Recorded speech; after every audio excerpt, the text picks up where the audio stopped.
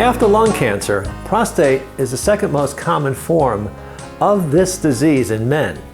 1 in 7 are diagnosed with it at some point in their lives. Almost always when they're older, which I guess is better than catching it when you're in your prime. Another somewhat positive feature of the disease is that it's usually not fatal. That's usually. 250,000 cases are diagnosed every year, and 2.5 million guys are walking around out there who've tangled with it in one way or another. It kills about 3% of American men, which equates to about 26,000, 27,000 guys a year. It took Robert Frost, Frank Zappa, and Johnny Ramone, and a whole bunch of other guys that you've never heard of. I found out that I had it right after I got an above normal PSA, which led to a biopsy and then treatment. The whole mess was over with within 6 months. You see, like a lot of people diagnosed with cancer, I wanted to deal with it right away, and that meant killing it somehow, and the sooner the better. Now, if you're nodding your head like, yeah, that's how I'd react, or that's how I'm reacting, let me offer you a little word of caution.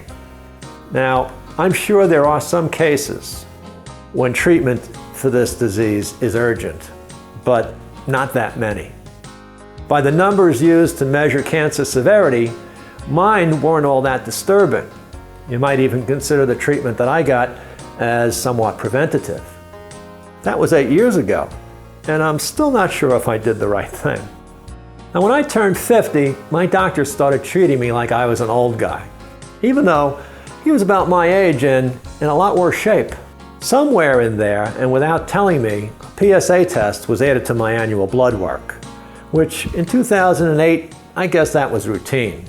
These days, doctors are supposed to ask first. My test came back a little high, and I was told I should see a urologist. I asked the nurse if I should be worried, and she said no, but it's always better to be safe than sorry. Actually, a prostate cancer diagnosis leaves the door open for excessive caution that can lead to overtreatment and regret. PSA stands for prostate-specific antigen, and there is always some of it floating around in your bloodstream. Too much can mean that you have cancer, but not necessarily. PSAs was discovered in the 1960s, and within 10 years a screening test was developed. This was considered a fantastic medical breakthrough at the time. Before then, the only way to check the prostate was with a digital rectal exam, known as the DRE. And the observant will note these are the first 3 letters of the word dreaded. Many men, including me, are squeamish about receiving these. But before the PSA, and without a DRE, prostate cancer announced itself symptomatically, which include things like blood in the semen or urine and leg swelling, pain when ejaculating or peeing, and pain in the pelvis, bone pain. Unfortunately, these symptoms often indicate the cancer has spread beyond the prostate, and that's when things get serious. No one should blame the medical establishment for embracing what they saw as a new weapon against cancer. Unfortunately, the excitement overshadowed 2 important features of the disease. First, it's common, and second, it usually grows slowly. It's said that if you biopsied the prostate of every guy over 75, in almost all you would find varying amounts of prostate cancer that wasn't hurting anything. So the problem with a PSA is a high one might indicate that you have something that needs aggressive medical intervention. Or it could indicate that you have something that's pretty innocuous, like an enlarged prostate, where very little needs to be done. It might even be an error, because only 1 in 4 positive PSAs ends up being cancer. Now, my PSA was 6.4, which is over the generally accepted maximum of 4, which measures the nanograms of PSA per milliliter of blood. If you're curious, a nanogram is a billionth of a gram.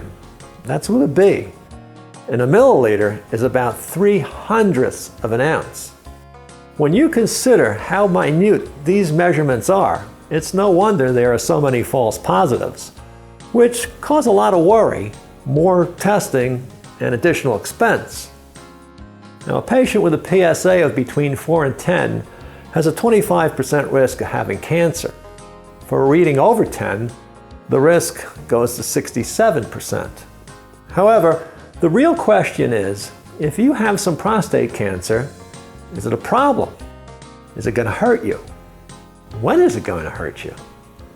See, the answers to these questions are not so easy to come by, but it will be left to you to sort it all out and decide what to do.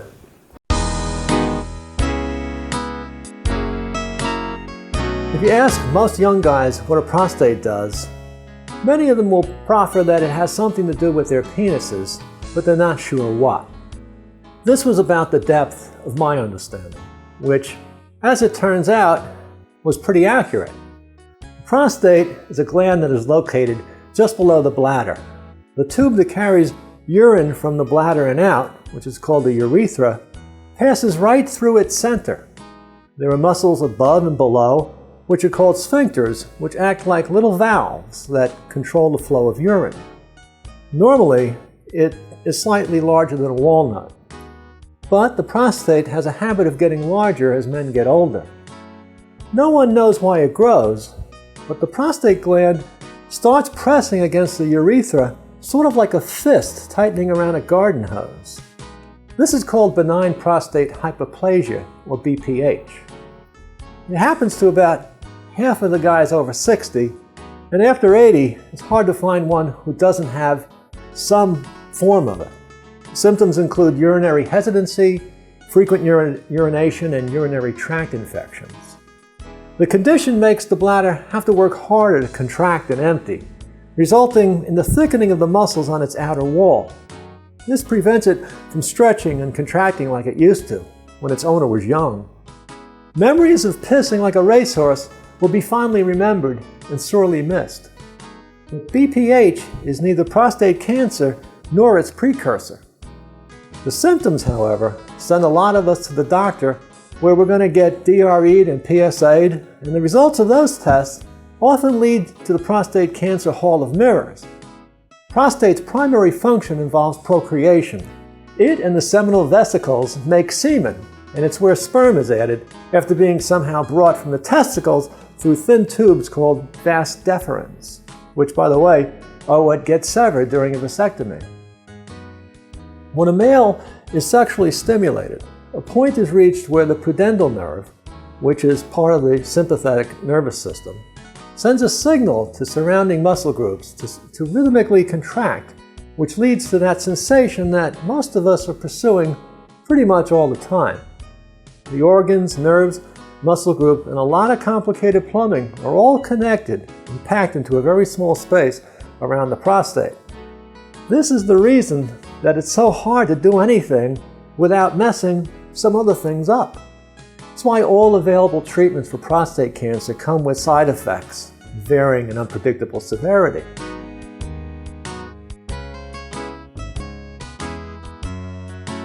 Within a month, the urologist worked me up, beginning with blood and urine tests and a digital rectal exam. One problem with the DRE is that it's possible to feel only one side of the prostate, but it's said that it's the side where most prostate cancers occur. My doctor prided himself on having a very discerning touch and said my prostate was slightly enlarged and the small irregularity that he felt was most probably not cancer. Still, he thought it would be beneficial if I had a prostate biopsy, which is the surest way medical science has to determine if there is cancer in the prostate, or anywhere else actually. That sounded like a reasonable measure, but I wasn't expecting him to offer to do it that very day, and right there in his office. Now this is done by inserting what can only be described as a dildo-shaped device into the rectum, and its tip is guided into position against the prostate through the use of ultrasound imaging. A small needle pierces the bowel and snips off a tiny piece of prostate tissue. When I had it done, it was common to take 6 samples, but since then, the number's gone up to around 12. Even with the increased number, these biopsies missed prostate cancer around 25% of the time.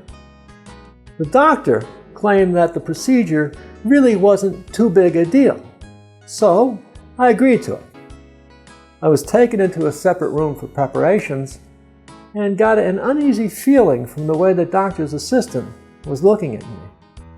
It seemed like he was this close to telling me that I didn't know what I was getting myself into, and that if I had any brains at all, I would jump up and run the hell out of there. I've since seen pictures of the biopsy device, which pretty much complies with the previously mentioned dildo imagery. But I can attest that it felt more like this. It took about 5 minutes, and I could characterize it in many ways, but no big deal isn't one of them. It is a big deal, and it hurt. Are there worse things? I'm sure there are, but it is not a trivial test. Afterwards, I was given some antibiotics and sent home. I was warned that there might be some blood, and that I should call the doctor if it got too bad. I had a notion of what some blood would look like, and in no way did it include the blood-soaked underpants I discovered when I got home. I was bleeding from, well, anywhere I could be bleeding from without being cut. So I called the doctor, and the nurse told me to wait a while, but call back, maybe even go to the emergency room if it didn't stop pretty soon. I must have been temporarily insane, because I did what she said, and luckily it stopped after about an hour. About 1 million of these are performed every year, and getting one doubles your chances of ending up in the hospital. Complications are usually related to infections, but the procedure is associated with flare-ups of any other medical condition you might have. A quarter of the time, the tests are positive for cancer. Another of biopsy's little surprises is the appearance of one's ejaculate soon afterwards. At first, it's going to be blood red, and then progressively it lightens to varying shades of pink. This is disturbing if unexpected, so you're on notice. About a week after taking that test, the doctor's office called and said that I needed to come in. Now, everybody knows that this is not going to be good news. But to make it worse, he couldn't see me for about a week, which left me a nice long while to ponder the severity of my cancer and how long I'd have to get my affairs in order. When I finally went in, the doctor told me that yes, indeed, my biopsy showed that I had cancer, but on the bright side, it wasn't too bad. And because of the faith that he had in his fine touch, he was surprised, and he said that he found it interesting. Now, this was a word that he actually used, but not one that I would use to describe the discovery of cancer in anyone, but especially in me. Distressing or alarming, or maybe even terrifying would be more like it. Interesting better describes things like the Mona Lisa not having eyebrows, or that Dolly Parton is barely 5 feet tall. Now, biopsy samples are examined by medical doctors called pathologists, and they are given what is known as a Gleason score, which is named after Dr. Donald Gleason, who in the 60s developed a protocol for grading cancerous prostate tissue. The scale runs from 1 to 5, with 1 indicating the most favorable prognosis and 5 the least. 2 grades are given. The first one is given to the most common tumor pattern, and the next one is given to the next most common. The 2 are added together to arrive at the Gleason score. Among the prostate cancer brotherhood, Gleason scores are shared like golf handicaps. Numbers between 2 and 4 mean that your cancer isn't aggressive. A number 5 to 6 puts it at mildly so. 7s are seen as moderates, and 8 to 10s are the most severe. Equal scores don't always mean the same thing. Even though they would both be 7s, a 4 plus 3 is worse than the 3 plus 4 because the first number corresponds to the most prevalent cancer. I had a 3 plus 3, or a 6, which is the most common result. Parts of my prostate had no cancer at all, and where it was found, its percentage was low. Survival rates for 6s are over 95%. Now, there are those who say a 6 shouldn't even be called cancer because the word freaks people out and might drive them to undergo unnecessary treatments. Now, the stage of cancer is graded on a scale called TNM, which stands for tumors, nodes, and metastases. The T portion assesses whether or not the cancer is completely contained within the prostate. The N indicates if it's spread to nearby or local lymph nodes. And the M describes to what extent it's spread to distant parts of the body like bones and non-local lymph nodes. When taken together, the stage of the cancer can be determined on a scale of between 1 and 4. 4 is the most advanced. When my prostate cancer was discovered, I was damn happy I'd gotten that biopsy. The tumor looked to be contained, but I feared that at some point in the future it would spread. Now, it could be I was right, and also it could be that I was wrong. But the big problem with prostate cancer is that nobody can really say for sure. I was diagnosed when I was 55, which is well below the average age of 66. Research does show that prostate cancer in younger patients is likely to be a more aggressive strain than what shows up in older guys. But that's not necessarily so. My low side Gleason score didn't really indicate as much, so I was left with a trickier decision to make. When you get a prostate cancer diagnosis, you'll be presented with a number of treatment options to choose from. Now, why is this? It seems to me that nobody really knows for sure which is the best treatment. Most doctors will suggest what they think is the best way to go, but they're going to end that conversation by telling you that it's up to you. Now, I was given 4 treatment choices, even though there were more alternatives in use at that time. This trimming is likely the result of your doctor discounting alternative treatments based on his or her judgment of worthiness for consideration. This is not unusual or unique to prostate cancer. There are always alternative treatments that are touted as cures that haven't yet been proven. This might be because they are new and under study, or, more circumspect, proponents of a particular treatment feel such testing isn't needed.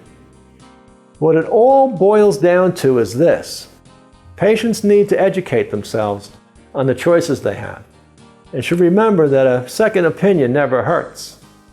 Try to make sure you get it from somebody who knows what they're talking about, and that's usually going to mean an MD. Once you've been diagnosed, you'll be given treatment choices from which to select from.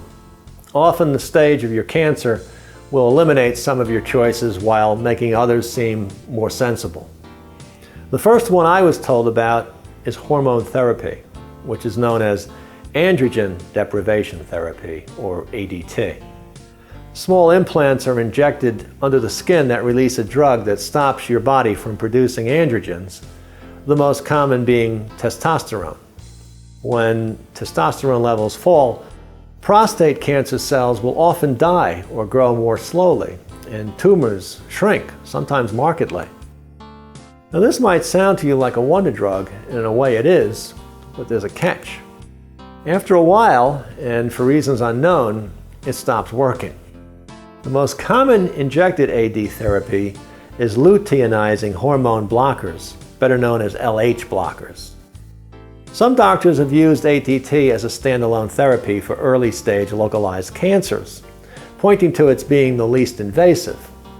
But there are side effects, substantial ones. First, you can expect to lose your libido, but that will be less of a concern because erections will be on sabbatical, and hopefully it isn't a permanent one, although that is a possibility. Then there's the hot flashes, which my doctor said are like the ones women get during menopause. Some other side effects include testicle shrinkage, weight gain, memory problems, mood swings and depression, muscle loss, bone thinning, and an increased risk of heart attack. And breast enlargement is also possible. ADT is sometimes given to child molesters and rapists as punishment and is called chemical castration. Amnesty International has declared its forced use on sex criminals as inhuman. Hormonal therapy also comes into play when neither a prostatectomy or radiation therapy has fully vanquished the cancer, which does happen. My doctor said I might want to consider it as a standalone treatment, even though it usually was not so applied and would most likely stop working after some indeterminate amount of time. He said its primary benefit for me would be delaying a more permanent treatment, in which time a better option might emerge at some point in the future. I really didn't like the air of uncertainty that surrounded this course of action, nor that it would just delay what I considered, perhaps incorrectly, the inevitable. Based on all this, I kind of discounted the standalone ADT treatment. It just wasn't for me. But that didn't mean I wouldn't get a chance to find out what it's like, because it's used as an adjunct to other therapies, one of which I selected. Another treatment is external beam radiotherapy, or EBRT. This is where the tumor is bombarded with X-rays, with the theory being that it interferes with the cancer cell's DNA, which causes it to stop growing and eventually die. Of course, it's also messing with any non-cancerous cells it contacts, and therein lies the source of its side effects. In days gone by, doctors weren't as good as they are now at targeting these rays, but they're not yet perfect. The newer technology is able to shape and focus the X-ray beams onto the prostate. Computer imaging is also utilized to aim the energy so that higher levels of the radiation can be used.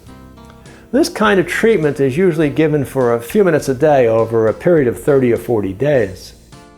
There's been a lot of talk lately about using proton beams rather than X-rays or photons that are used for EBRT. It's said that the protons can be programmed to lose their energy soon after striking the cancer, which would result in less damage to the surrounding tissue and result in less severe side effects. There are far fewer places in the United States with the proton equipment, due in large part to the cost of the machinery. Studies are ongoing to determine where it should be used, but proponents of this approach say it's better than the older X-ray technology, at least for prostate cancer. A variant approach to EBRT is called CyberKnife, where highly targeted radiation is focused on the prostate for 60 or 90 minutes over 4 or 5 sessions. The approach seems to be gaining popularity, and some report slightly better cure rates. In spite of all the technology for improved targeting, standard X-rays still strike and harm healthy tissue. During treatment, it's common to see reddening of the skin and hair loss in the irradiated field. More frequent bowel movements, diarrhea, and an increase in urinary frequency and urgency are also seen. These things usually go away after a while, but permanent incontinence occurs about 2% of the time.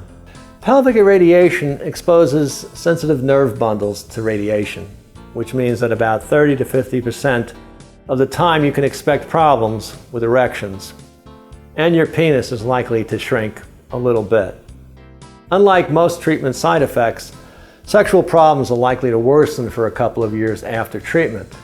It's also important to note that if cancer returns, EBRT usually can't be repeated.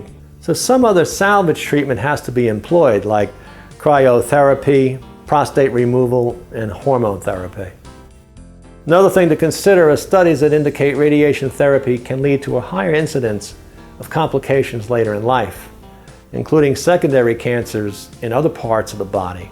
Studies are ongoing, and I'm sure there's going to be more to come on this.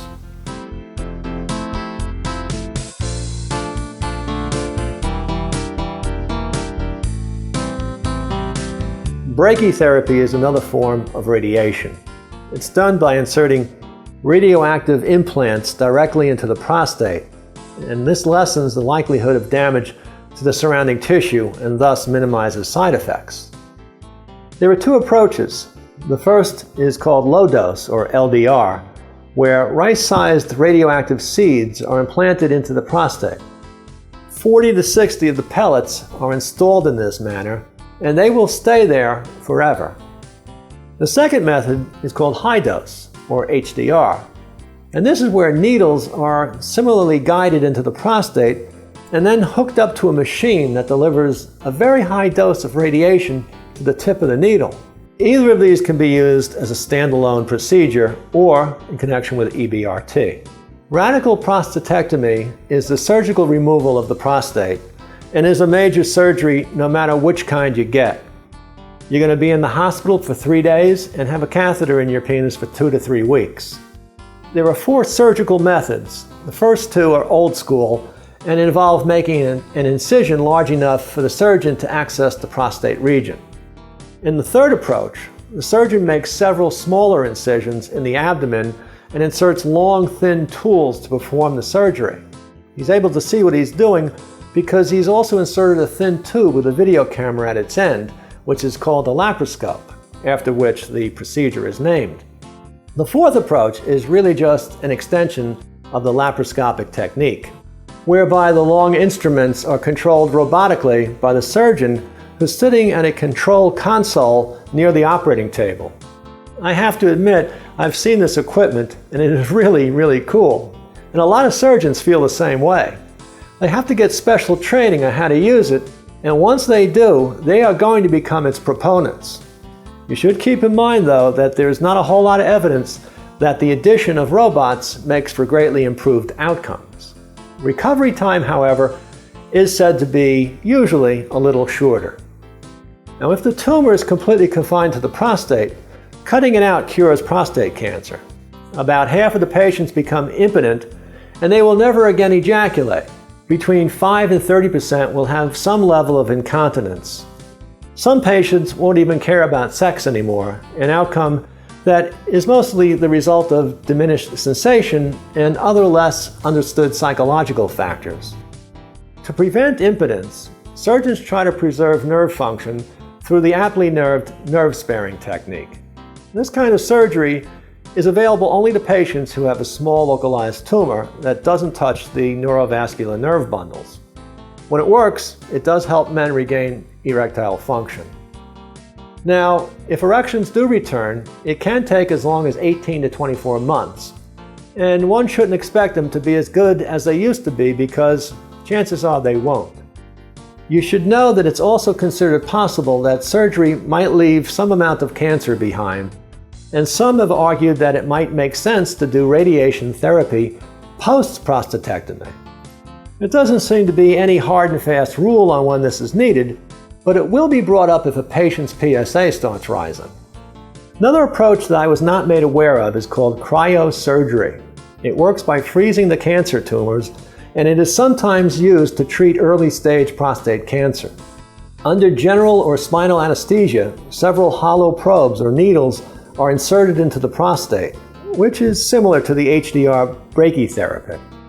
Very cold gases are passed through these needles, essentially freezing the prostate cancer into oblivion. To prevent damage to healthy tissue, warm water is circulated through a catheter that had been previously inserted into the urethra. The catheter stays put for about 3 weeks. Post-operative effects include blood in the urine, soreness where the needles were placed, swelling of the penis and scrotum, as well as issues with urination and bowel movement. Good news is these issues go away after a while. The bad news, the freezing damages nerves near the prostate and causes impotence in a very high percentage of men. Cryosurgery is less invasive than radical prostatectomy, but its long-term effectiveness hasn't been as extensively studied as other treatments. Cryosurgery is usually not recommended as a first treatment, though it's often used when cancer has come back after other treatments have failed.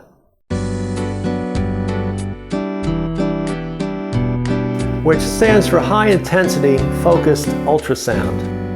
There's no radiation or surgery, and it's considered minimally invasive. Like prostatectomy, however, it does include the insertion of a catheter for about 2 or 3 weeks. The technique has been in use around the world for at least a decade in places like Europe, Japan, Canada, China, and Australia. It's performed in an outpatient setting under spinal or general anesthesia and takes about 2 hours. A small probe is inserted into the rectum, which emits the ultrasound energy waves, which raise the temperature of the targeted tissue to about 180 degrees, which is intended to destroy the cancer cells. HIFU proponents claim that the ultrasound energy is small when compared to EBRT and more precise. As a result, it doesn't do as much damage to tissue surrounding the target zone, which makes incontinence and erectile dysfunction less likely. HIFU treatments can be repeated in the event that the disease recurs, which makes it useful as a salvage therapy. When I was diagnosed, HIFU had not yet been approved by the FDA and was only being studied in a couple of U.S. cancer centers. Since then, HIFU has been approved by the FDA, but not for the treatment of prostate cancer per se. Instead, it's approved for prostate ablation. To be specific, to ablate is defined as the removal or destruction of the function of something, in this case, the prostate gland. Essentially, this is what radiation does through its X-rays and prostatectomy does with a knife. This clearance has caused confusion among urologists and their patients over its proper use for the treatment of prostate cancer. From what I can gather, where it is used widely, the procedure has been found to be not so good at treating whole gland cancer, but much more useful when treating a tumor that is localized within the prostate. Another possible treatment that wasn't in widespread use when I was going through my bout with prostate cancer is called focal laser ablation. This is a treatment method that uses highly targeted heat to eradicate cancerous tumors within the prostate. It is minimally invasive and recovery time is about a day. It has fewer side effects like urinary incontinence, impotence, and decreased bowel function. Like HIFU, it can be repeated if necessary, and it leaves open the option for later use of either radiation or surgery. The way this works is an MRI-guided catheter is inserted through the urethra and then directly into the tumor. A laser at its tip heats up the area to a temperature intended to destroy just the cancerous tumor while leaving the rest of the prostate alone. Like HIFU, you're more likely to be a candidate for this if your cancer is in the early stages and localized within the gland. Proponents of this treatment say that it's akin to a lumpectomy, which is performed in the treatment of breast cancer. Because it's so common and often grows slowly, there are times when a good case can be made for not treating the disease, at least not right away. This is called active surveillance and watchful waiting. The terms are often used interchangeably, but shouldn't be, because there's a difference. Active surveillance involves a more aggressive monitoring, which includes periodic PSA tests, digital rectal exams, and ultrasounds every 3 to 6 months, supplemented with at least annual prostate biopsies. On the other hand, watchful waiting usually refers to less intensive follow-up with fewer tests and a greater reliance on a change in symptoms. There are many things to consider when thinking about either of these approaches. Probably the most important are what stage the cancer is at, along with the patient's Gleason score and his age. Monitoring might make sense, but only when these factors indicate a localized, less aggressive cancer. So this pretty much winds up what treatment options I'm aware of. I didn't include any of the approaches that focus on nutrition and other remedies that the medical establishment doesn't recognize as passing scientific muster. The choices outlined here are not without their problems, and I understand that. And I can understand why a person might want to seek out some alternative approaches. Still, I would caution anyone against remedies that lack factual evidence of their efficacy.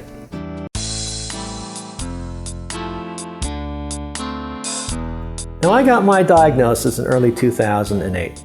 And the medical professionals around me suggested that I do something. My urologist discouraged a full-blown prostatectomy, but given my relative youth, he believed the cancer would have too much time to grow and might become dangerous at some point in the future. This was not a totally unreasonable opinion. I remember him saying, if it was me, I'd go for the radiation. He thought there would be fewer side effects than surgery, and his credibility was enhanced by my knowing that he prided himself as a very proficient robotic surgeon.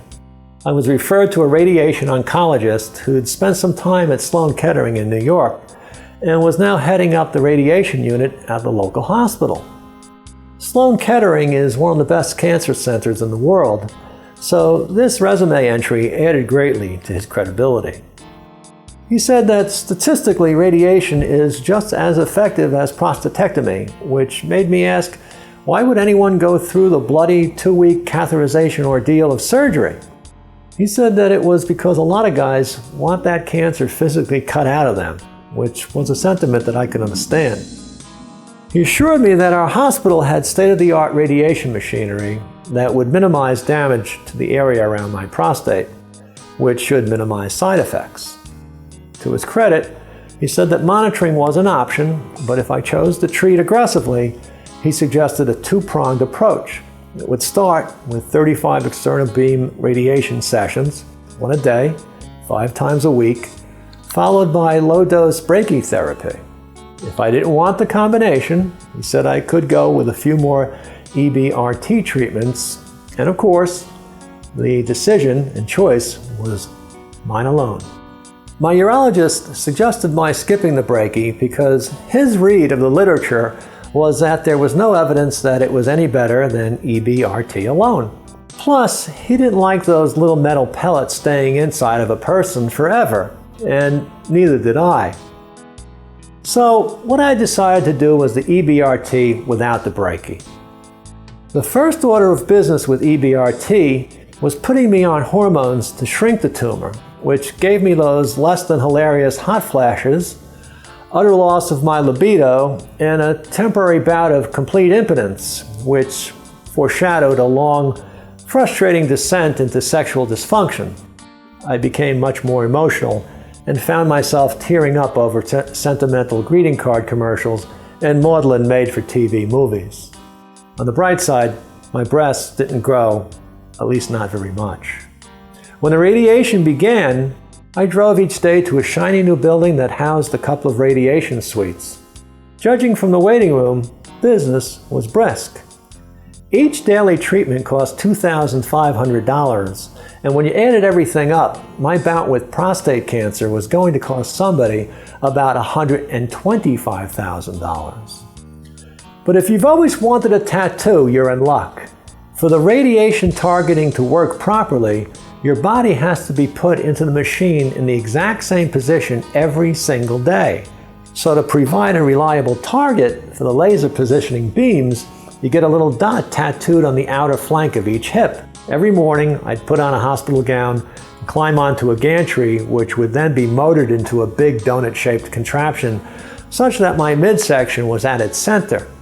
Because the prostate moves around due to what's in your stomach and bowel, X-rays were taken to pinpoint its location. To keep everything on target, I was told to lie perfectly still lest the wrong thing get X-rayed, a warning that I took very seriously. Sessions were administered by 2 radiation technicians who were nice and seemed to know what they were doing. Still, I had the nagging thought, what if they were completely messing this thing up? What if they were aiming the beam at my liver or pancreas or small intestines? Who would know? Sure, records were being kept, but who was checking them? And what incentive was there to report a mistake? If they accidentally destroyed my liver, how could I find out who was to blame? I like to know who's to blame when things go wrong. And the technicians, they always left the room before the radiation started up. If that radiation was so targeted, why were they running for the protection of a lead wall as I laid there pretty much naked, holding a plastic ring, listening to the machine's erratic and disquieting clicking noises for about 3 or 4 minutes? And for all I could feel, they could have had 2 of these inside that big donut-shaped machine. I didn't suffer any skin burns. I didn't have any problems with constipation or incontinence. I wasn't tired or cranky or crazy. I was fine, except my pubic hair fell out, which one of the oncologists seemed compelled to point out to me for some reason, which really wasn't necessary. I had noticed. So when the radiation was finished, my follow-up PSA came in at near zero. This is usually taken as evidence that the cancer had been defeated. But then, at 6 months, my PSA readings went up a little bit. Now, what was this, I thought? Had the radiation failed somehow? What would I do if it had? Remember, you usually can't repeat radiation because it's considered too dangerous. If the cancer had survived, I'd have to resort to alternate therapies like the difficult salvage prostatectomy, brachytherapy, cryotherapy, HIFU, or the newly dreaded hormone deprivation therapy. Damn, I thought this radiation was supposed to be a cure. Had something gone wrong? The doctor tried to settle me down, saying that my residual PSA readings weren't that high at about 0.8, 0.9, and that such readings weren't particularly uncommon. He said that as long as they stayed low and stabilized, chances were good that I'd be okay. Now, this was quite a ways from the clean bill of health I had expected from the aggressive treatments I'd undergone. I now found myself having to sweat the results of quarterly DREs and PSAs, just like I would have had I skipped the radiation and opted for active surveillance to begin with. That didn't seem right, but luckily the number did stay below 1. I was happy about this, but no one was stepping up to declare that the matter was fully resolved. I was scared, decided it was time for a second opinion, which I got at Sloan Kettering. After looking at my records and doing a DRE, a small team there said that they felt pretty good about my prognosis and that I should come back every 6 months for monitoring, which I did. Last time I told you about my radiation therapy and some concerns I had after the treatment, which took place before the 2012 report by the U.S. Preventative Services Task Force. That report caused an enormous wave of controversy and concern to sweep through the prostate cancer community. To me, its most striking statement was, PSA screening doesn't reduce prostate cancer mortality, and any good that comes of it is offset by the damage caused by subsequent evaluation and treatments, many of them unnecessary. This is not what one wants to hear after undergoing extreme, life-altering treatments to cure themselves of cancer that was detected by a PSA. I would have preferred something along the lines of, "Thank God you got that PSA and underwent radiation therapy." But that's not what it said. This report ran counter to the conventional wisdom I'd been exposed to, which in summary was, if you have a high PSA, get a biopsy, and if you have cancer, kill it somehow. Granted, monitoring was offered as an alternative approach, but the focus was on cure. I remember seeing a doctor quoted as saying that delaying action caused many patients extreme anxiety, leading him to classify them as the walking watchful, a clever play on the phrase, the walking wounded. But with the publication of this report, I had to wonder, had I made a mistake? Had I gone through all of this unnecessarily? Now, a lot of doctors came out strongly against this report. Their medical organizations pointed to studies that showed PSA screenings had caused a decline in prostate cancer death. This made me feel better until I saw other reports that said that prostate cancer deaths were already going down prior to widespread PSA screening, and it probably was due to advances in science and better treatment options. A rabbi listens as two men argue over something. When the first man finishes his point, the rabbi says, "He's right." When the second man completes his argument, the rabbi says, "He's right." A third man listening to all this says, "Rabbi, surely both men can't be right." And the rabbi looks at him and says, "You're right too." Now, there's probably more philosophy and wisdom in that joke than I'm able to fully appreciate. But my takeaway is that in most any dispute, each party's argument carries some validity to a greater or lesser extent. And it applies to the controversy over PSA tests. Here's where these disparate voices in my own experiences leave me. First, it seems to me that PSA is pretty good at identifying the probability of there being cancer in the prostate. And for this reason, I see the test as an important element in dealing with the possibility of prostate cancer.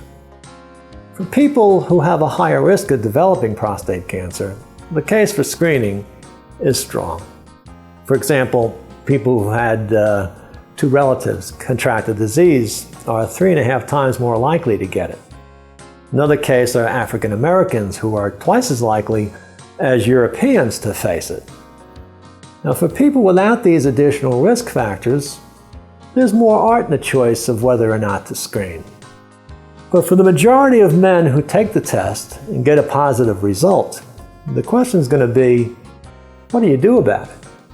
Every case is different, and complicating decisions is how each individual looks at their situation. In the end, a decision has to be reached on which treatment, if any, is thought to be the most effective, taking into full account the price extracted by side effects. In the past, treatment decisions were put into life and death terms, so accepting unpleasant consequences was easier. No libido? Can't get it up? Urinary incontinence? Experiencing menopause? Who could care about such minutiae when they thought death was the alternative? But now we know that often there isn't such a bright line between treating and waiting, which makes the choices harder, but better informed. If I had a chance to go back to when I was first diagnosed, I'd do some things the same and others differently. I wouldn't have changed getting the annual PSAs, and I would have gone through with the biopsy when it came back high. I wouldn't have done it in his office, though. I would have looked into getting it done in a hospital or a surgical center. But the biggest change I'd make is that I wouldn't have been in such a big hurry to treat it. True, I'd have to reconcile the possibility that my inaction would give the cancer time to grow, perhaps to a point where it became serious, maybe even life-threatening. This is called anticipated regret, and its dark hand was at work when I initially made my decisions. But now I know more. My decision would be based on a not-so-high PSA and a Gleason score that was on the low side. Because I was young for the disease, I would have chosen the highest level of active surveillance I could get my doctor to agree to. It would mean frequent PSAs and DREs and annual biopsies, which are no fun, but maybe they'd show a stable cancer that was just going to sit there quietly for 30 years as my prostate went about its ordinary and happy business. It's true, I'd have to sweat each round of test results, but would that be any worse than the dismaying side effects and the nagging thought that all I'd gone through was for nothing? Maybe, maybe not. There's really no way to know for sure. So that's my story so far, and when all things are considered, I really can't complain, at least not too much. I started this series by citing the number of men who die each year of prostate cancer. It's over 26,000. Prostate cancer becomes deadly when it spreads to other parts of the body, so it's reasonable to want to keep it from doing that. That's what motivated my course of treatment. Now, for those of you who are newly diagnosed, I hope my experience adds a little perspective to a diagnosis that is potentially panic-inducing. There are many things to consider when deciding how to deal with prostate cancer. Like everything else, new information and treatments are emerging all the time. So as you go forward, be inquisitive. ask questions, and get advice from smart people that you can trust. Good luck.